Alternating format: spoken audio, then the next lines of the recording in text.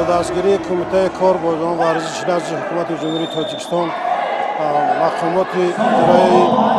حکومت دولتی ناحیه فیض‌آباد و فدراسیون گوشین تاجیکستان که با دستگیری این مسابقه سال دوم است که برگزار می‌گردد. هدف از این مسابقه بین نورستان برای آن گزارنده می شود که در آخر ماه اکتبر مسابقه بازی آسیایی بین این سه سال برگزار می‌گردد در بحرین. محض برای این است که باز آمادگی خوبتر و بهتر دیدن در این مسابقه برآمد کردن. برای اینا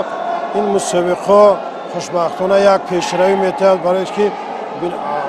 همه ساله قریب 10 مسابقه در این سه سال برگزار می‌گردد. تاکورسی همین نمود یعنی که گوشین ترجمه در همین سه سال نورسی است. برای بیشتر ما با همین نورسا حکم میکنیم با همین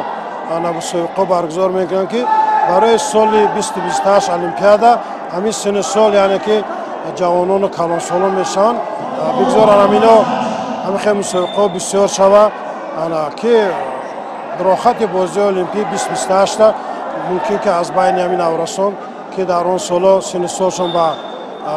جوانان بزرگسالان میرسد از همین بچه‌ها در المپیادا اشتراک